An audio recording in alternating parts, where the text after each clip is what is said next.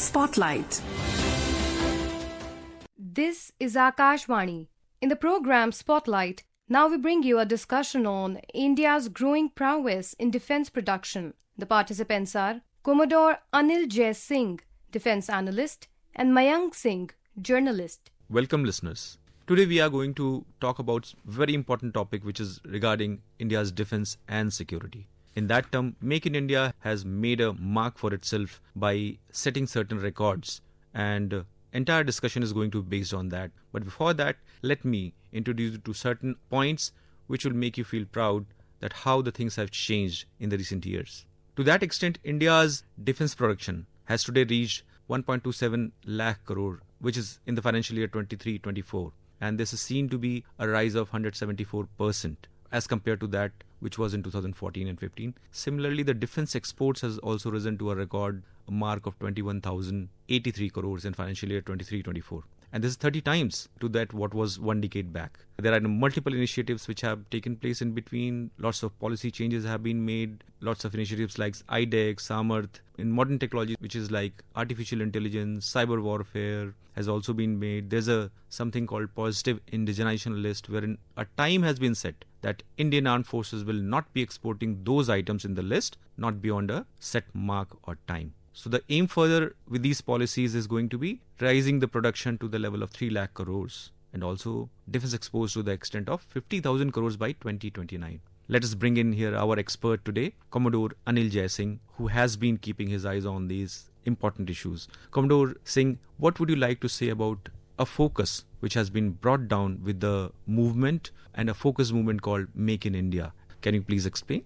I think Make in India was a transformational shift in our approach towards not only defense indigenization, but across the whole Indian manufacturing sector. When the Prime Minister announced it in August 2014, defense was one of the key areas identified in that. And since then, we've seen a tremendous shift in our entire approach towards defense procurement. The focus has totally shifted. While there is no doubt that the armed forces have to be equipped with the very best that the world has to offer, because you have to go and win a war, not fight a war, you have to go and win a war, and that is important. But also, at the same time, we have to ensure that we are not vulnerable to any external pressures. And we had two instances when we were vulnerable to external pressures. Once when the Soviet Union collapsed after the Cold War ended, the Russian defense industry totally collapsed. And we found that all of us who were at that time serving on ships and submarines, I was myself the executive officer of a submarine, we had major challenge to just be able to operate at our peak performance, because there was shortage of spares, there was all kinds of things. It took almost 6 or 7 years for the Russian industry to sort of re-establish itself, and again spares started flowing.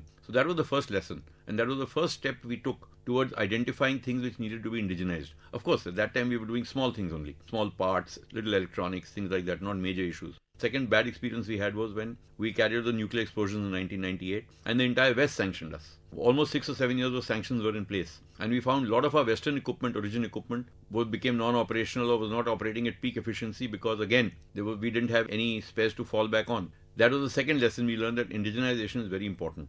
And that is why for India, which is today seeking a place on the global top table, it wants to be counted as one of the big powers in the world, cannot afford to be vulnerable to any such external influence where someone else can decide how powerful or how weak you can be made. And that is why the focus on indigenization and what we call Atmanirbharta and self-reliance. I think the most important thing we need to understand is that defense equipment involves a lot of cutting-edge technology. It's expensive to develop those technologies. It takes time to build defense equipment. So this is not going to happen overnight. So there are critics who even say that, look, despite 10 years of Make in India, we are still importing so much stuff. Yes, we are, and we will continue to. But so long as we are moving in that direction, the graph is moving upwards, we should be very content with what we've achieved without allowing ourselves to become complacent and think, oh, we are doing well. So some of the figures that you quoted are extremely impressive. The exports particularly, 21,000 crores worth of exports is a large figure. But that does not mean that we can rest on our laurels. And I think one important aspect is that in defense, exports become important because they not only showcase your capability, they give you military leverage in an area where you want to be seen. For example, the recent export of BrahMos missiles to Philippines and Indonesia has given us a foothold in the South China Sea, where China was our biggest rival. China was coming into the Indian Ocean, giving equipment to Bangladesh, Myanmar, Pakistan, Thailand. We were not able to do anything like that. Now we have gone back into their backyard and we are giving countries our equipment there. So this is a very important aspect of defense diplomacy. And that I think is a major thing which we achieved with Make in India. Also, you brought out very important point that we may require to continue with the imports, but at the same time we can't be complacent. And the way the policies have changed, which is like in design bureaus, Army Design Bureau, Department of Naval Design, Navy, similarly Air Force has its own design bureau. The ecosystem is co-opting even the private entities. The startups, youth are being asked. They are being funded also from the Ministry of Defense with the programs like IDEX, Samarth and all. What do you have to say? Is it really going to change the ecosystem? Because definitely we lack in certain areas as far as the technology is concerned.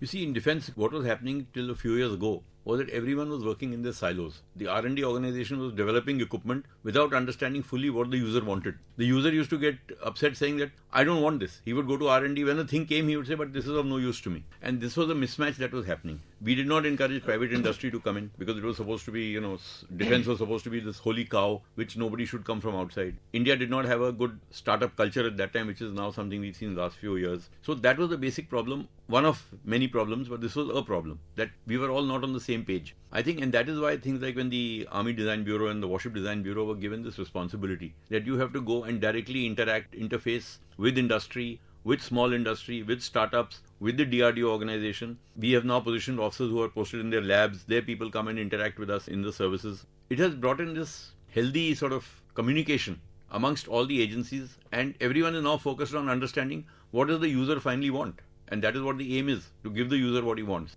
When you mention things like IDEX, I think this is one of the best initiatives we've taken. And again, we should not think that it's not doing as well as we would like it to. It's not a miracle that's going to happen overnight. It's going to take time to mature. And some of the innovations, the Navy had something called 75 challenges. In the 75th year of independence, they gave 75 challenges. Of those 75 challenges, I understand, almost 8 or 9 have already got converted into orders. So that is a very encouraging percentage. Plus, IDEX, Make 1, Make 2, Make 3. The government is willing to fund, because so far the problem was of funding. Where did that young entrepreneur get his money from? Banks were not willing to loan him. If they loaned him at 14% interest. He could not afford that. So the government giving that sort of funding is helping them at least get off the ground and start off. And then if they deliver, they get the orders after that. So I think overall the system is working much closely together. It's far more cohesive. And obviously the positive outcomes of that are beginning to becoming visible to us almost on a daily basis now, with some very cutting edge technologies now being developed in India itself. For example, drones. There are more than 1,000 drone manufacturers in India now. So it was a very positive trend which happened, and I think it is good. This interaction is going to increase over the years.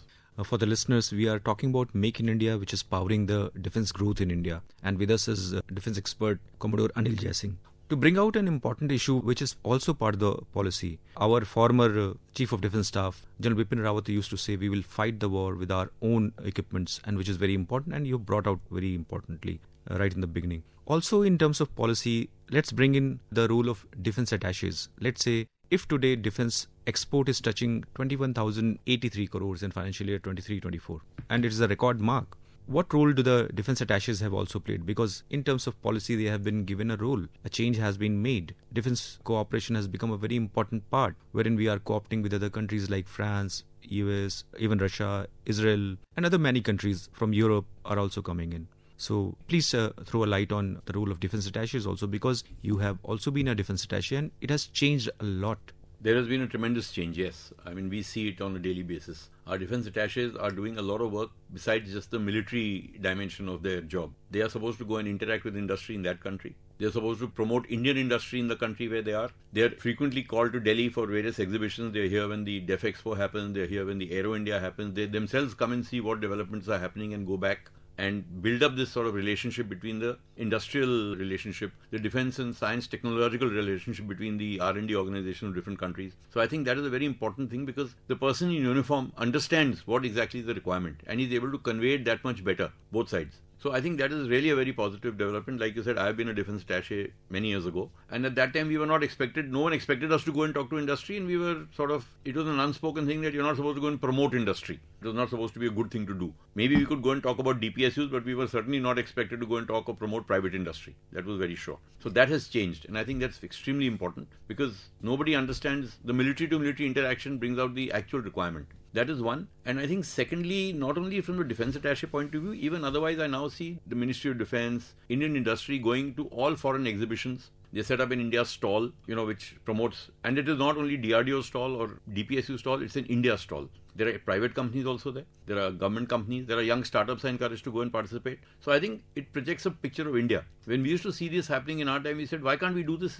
Why can't we have an India pavilion? Australia used to have a pavilion. Germany used to have a pavilion. France used to have a pavilion with all their companies concentrated in that area. And, one odd senior government functionary would be there. Some minister would come twice a day. And we used to always wonder, why don't we have an India pavilion? Now I see more and more international exhibitions, India pavilions are there. And that I think is a very positive thing also, because you've got to market the country. It's not about marketing a company's product. You're trying to market a country and its capability in this. These are two very positive things that have happened. Another important aspect is modulation of entire ecosystem in such a way that you are synchronizing the private entities, the DPSUs, the armed forces, the foreign original equipment manufacturers also in that term. Let's come back to the home turf, wherein Indian Institute of Technologies, Indian Institute of Information Technologies and other such institutions have been brought together, and lots of policies have come wherein innovation centers have been set up.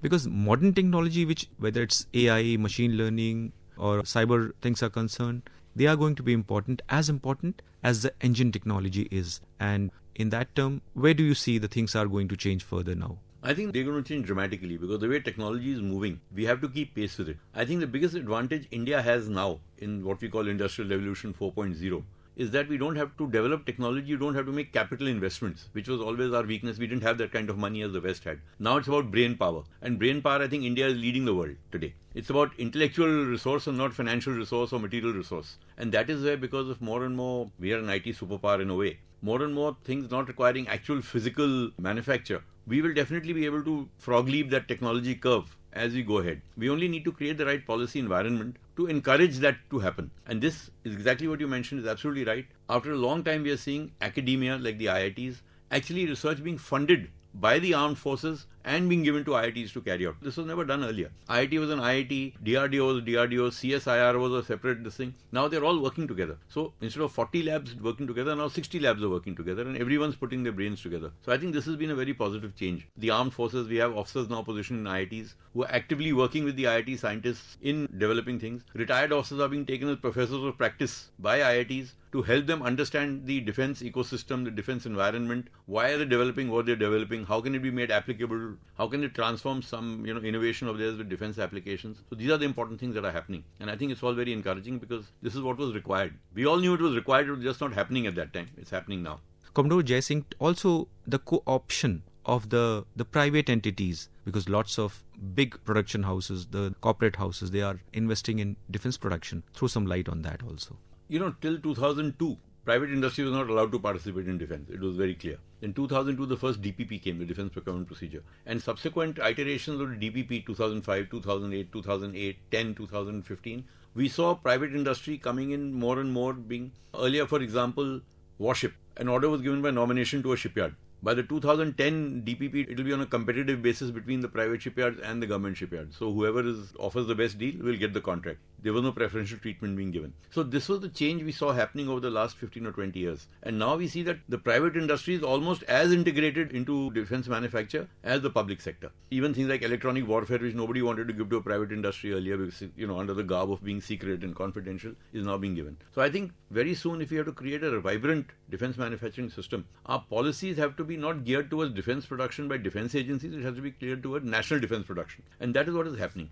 In that come the MSMEs, also the startups, who can all be sort of amalgamated into this larger ecosystem, and we develop a very, very robust defense manufacturing base in India to meet the capacity. One is the capability requirement of technology. The other equally important thing is the capacity requirement. Are we being able to build enough and deliver that quality? So I think these are the two aspects that we will see happen in the years to come, as those figures you quoted showed this remarkable increase in everything, exports, production and everything. So I think it's very encouraging. Listeners, we were talking about Make in India story in defense production, and the way we have touched the highest marks, we were listening to our expert Commodore Anil Jai Singh on that. Lots of things have come out which might interest you, but Indian war has to be fought with Indian defense equipments. That has always been important, significant, and the way the focus has changed now, the government has brought in focus into Make in India, is going to make a huge difference. Thank you for listening to us, and thank you, Commodore Anil Jai Singh, the way you have explained things for our viewers. Thank you very much. You were listening to a discussion on India's growing prowess in defense production. The participants were Commodore Anil Jai Singh, defense analyst, and Mayank Singh, journalist. This program was produced and presented by the News Services Division of Akashvani. Spotlight.